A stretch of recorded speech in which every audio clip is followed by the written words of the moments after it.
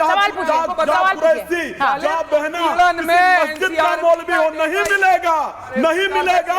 यहाँ आकर के जवाब जो सवाल पूछ रहे हैं, देखिए उनके सवाल का मतलब क्या है? उनके सवाल का मतलब ये है कि 5 मस्जिद गिना दीजिए, मैं 5 मंदिर गिना रहा हूँ जहाँ मेरे दलित पुजारी मिलेंगे, की लड़ाई है, पुजारी मिलेंगे।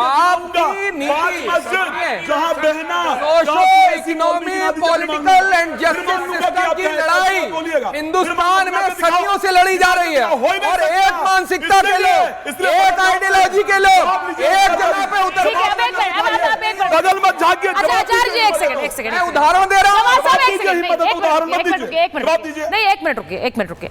देखिए सवाल जो आज योगी आदित्यनाथ ने कहा, मैं उस पर जरा वापस आना चाह रही हूँ। योगी आदित्यनाथ ने आज ये कहा है कि परिवारवाद के नाम पर माफिया पिछली सरकारों की एक उपलब्धि थी।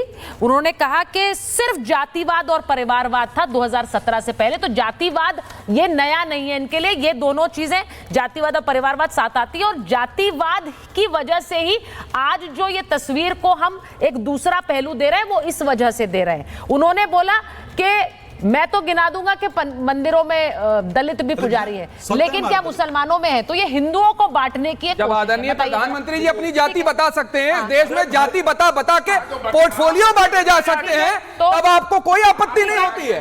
जब अपना राजनीतिकरण करना होता है, पॉलिटिकल पार्टी का आपने। सुनिए मेरी बात, जवाद साहब एक मिनट, आप दोनों से कह रही हूँ, नहीं एक मिनट, आप दोनों से कह रही हूँ, नहीं जवाद साहब मैं आपसे कह रही हूँ, आप दोनों से कह रही हूँ, अपनी बारी का इंतजार कीजिए, ऐसे नहीं होगा। स्वामी जी अपनी बारी का इंतजार करिए, इस तरह से बात नहीं होगी। जो लोग अपनी बारी का इंतजार करते हैं फिर उनके लिए लॉस है। प्रोफेसर आगे उन्होंने बात बोली, उन्होंने कहा जाति बता देते पोर्टफोलियो बांटते हुए, तो इसमें क्या है? देखिए पूरे इस देश की राजनीति ही कांग्रेस ने इसीलिए किया। उनको लगता था कि 80% जो हिंदू है वो तो जातियों में बटा हुआ है, 20% मुसलमानों को गोलबंद करो, और यहाँ पर यदि 32% और 34% का वोट भी आ जाता है तो सत्ता का संचालन करने में काफी है। इसी राजनीति को कांग्रेस पार्टी ने किया। राम मंदिर मूवमेंट और सांस्कृतिक राष्ट्रवाद ने इस जातीय विखंडन को तोड़ा, और तोड़ने के कारण जो बेचैनी हुई है, ये तथाकथित ये जितने भी पारिवारिक पार्टियां हैं जो एंटी कांग्रेसिज्म था, ये सारे के सारे इस भारतीय राजनीति के कोढ़ हैं। मैं फिर ये दोहरा रहा हूँ शब्द, ये भारतीय राजनीति के कोढ़ हैं, क्योंकि इनको परिवार से बाहर, परिवार की सत्ता से ज्यादा, सुन लीजिए, बीच में नहीं, परिवार की सत्ता से बाहर ये देश के बारे में सोच ही नहीं सकते हैं। मुलायम सिंह के वंश को लीजिए, आज मुलायम सिंह के वंश से 20-25 लोग जो हैं वो कम से कम सत्ता के विभिन्न सीढ़ियों पर हैं। लालू प्रसाद यादव को देखिए, कोई सोच सकता है कि कोई दूसरा व्यक्ति इनके यहाँ अध्यक्ष, बताइए जिसके कब्र में पांव लटके हुए हैं लालू प्रसाद यादव के, वो आदमी नामांकन करता है और शाम को घोषणा हो जाती है कि अध्यक्ष है। ये लोकतंत्र है, ये कोढ़ तंत्र है भाई। और जितनी ये पारिवारिक पार्टियां हैं, कांग्रेस पार्टी के अंदर ये चाटुकारों का क्यों हुआ है? क्योंकि वो एक वंशवादी पार्टी है। ये जितनी क्षेत्रीय पार्टियां हुई जो एंटी कांग्रेस है, मैं बता रहा हूँ सवाल उन्होंने उठाया, मुझे इस बात की खुशी है कि यहाँ पर इस पैनल में ज्यादातर लोग यही मानते हैं कि कथा वाचन की कोई जाति नहीं हो सकती। आप भी, आप यू इंक्लूडेड, मैंने तो कहा कि राम की कथा काग भुसुंडी ने की थी। ऋषि श्रृंगी जो है वो कौन थे भाई? पता ही नहीं है। वशिष्ठ क्या थे? ब्राह्मण कुल के थे क्या? जरा बताएं तो उनका। विश्वामित्र क्या थे जिन्होंने राम को दीक्षित किया? प्रोफेसर धर्मेंद्र, ऐसी बातें हैं। ये जो हमारे यहाँ भी जो है ना, ये मंदिरों में बैठे हुए छोटे छोटे पंडे जो हैं, प्रोफेसर यादव, वो भी उतना ही। मैं आपसे पूछूं, नहीं मुझे ये बताइए, एक मिनट, अरे भाई प्रोफेसर यादव से पूछ रहे हो, एक मिनट चाहती हूँ। प्रोफेसर यादव, बैठे पंडित दूषित कर रहे हैं, ये कौन सा वर्ड? बिल्कुल है, एक सेकंड, बिल्कुल है। प्रोफेसर यादव की बातें यदि आप प्रोफेसर यादव के पास जा रही हूँ, नहीं भाई रुकिए, नहीं आचार्य जी मैं 4 फ्रंट डिबेट के नहीं खोल सकती हूँ एक ही शो पर। मैंने भी एक्सेप्ट किया है कि प्रवचन कोई भी कर सकता है, मैंने भी एक्सेप्ट किया है, प्रवचन कर सकता है, मोटिवेशनल ये क्या मोटिवेशनल होता है? मोटिवेशनल लेकिन कथा भी कर सकता है। बिना गायत्री जपे हुए मैं वेद की बात कर रहा हूं, मुझे आंसर कीजिए। बिना गायत्री जपे वेद पढ़ने का अधिकारी है और बिना यज्ञोपवीत किए हुए गायत्री जप कर सकता है? अरे भाई वो पढ़ेगा, मुझे बताइए, क्यों नहीं पढ़ सकता है? यज्ञोपवीत क्यों नहीं पढ़ सकता है? तो आपने वेद पढ़ा नहीं है, फिर फाड़ के फेंक दीजिए। भागवत में लिखा हुआ है, इस बात की मत कीजिए। स्वीकार करता हूं, मैं अपना भाई मानता हूं, हर जाति को स्वीकार करता हूं, इसको बंद कर दीजिए, वो ज्यादा बेहतर है। पंडित वहां मंदिर पोंगापंथी बंद कर दीजिए।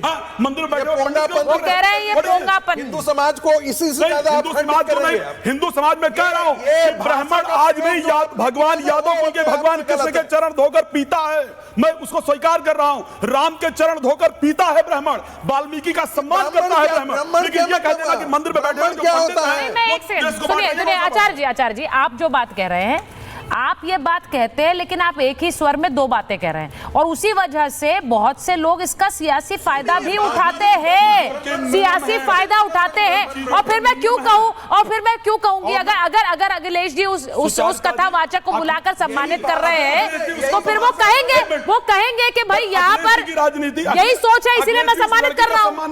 वो कहेंगे मैं इसीलिए सम्मानित कर रहा हूँ क्योंकि लोग कथा लायक नहीं समझते। दलित लड़की का सम्मान क्यों नहीं कर पाया अखिलेश जी, जिसका मुस्लिम जो पोषित नेता है उसका आदमी बुला करके मुस्लिम उसका रेप करता है, उस लड़की का सम्मान क्यों नहीं कर पाया? आखिर उसका सम्मान क्यों नहीं करेंगे? डाइग्रेस नहीं करेंगे। रुकिए भाई, धर्मेंद्र यादव जी के पास जाइए। धर्मेंद्र यादव जी, भाई महिला एक सेकंड भाई, 1 मिनट, पैरेलल डिबेट नहीं। क्या महिला झूठ बोल रही हैं जिन्होंने कहा मुझसे बदसलूकी हुई? क्या वो 2 आधार कार्ड झूठ बोल रहे हैं जिसमें दिखा रहे हैं कि पहचान अलग अलग है और पहचान छुपाकर कथा करने की बात है? या फिर इसलिए चोटी काटी के वो पीडीए के हैं या फिर यादव है? सभा महिला का सम्मान नहीं करेगी, महिला की बात नहीं। आप बीच में मत बोलिए आज। हाँ बोलिए धर्मेंद्र जी। सुचरिता जी, हाँ, इस समाज में जो वर्चस्ववादी और प्रभुत्ववादी लोग हैं, पीडीए की इज्जत उनकी नजरों में कोढ़ की तरह है, ये पूरा देश सुन रहा है। वो लोग कोढ़ नहीं है जिन लोगों ने भारत छोड़ो आंदोलन का विरोध किया और भारतीय जनता पार्टी के पूर्व समीर जी, देश के लिए कोढ़ नहीं है, वो देश के लिए कैंसर नहीं है, वो देश के लिए बीमारी नहीं थे, वो इनके पूजनीय थे। जिन लोगों ने अंग्रेजों से माफी मांगी, आजादी की लड़ाई में अंग्रेजों का साथ दिया और भारत का विरोध किया, वो इनके लिए नवरत्न है, वो कोढ़ नहीं है। तो इनकी जो पूरी विरासत इसी पे टिकी हुई है कि देश के विरोधियों के साथ खड़े रहो और अपनी राजनीतिक रोटियां सेकते रहो। भारतीय जनता पार्टी की मजबूरी बस इतनी है। क्या समाजवादी पार्टी को तकलीफ क्या है? जिस पीढ़ी की ये बात कर रहे हैं वो वोट बैंक इनके यहाँ से निकल गया। उपचुनाव हुआ था अयोध्या के अंदर, क्या हुआ? हार गए। कुंदर की सीट ये हार गए, मिल्कीपुर सीट ये हार गए, 60,000 वोट से मिल्कीपुर हारे ये सीट।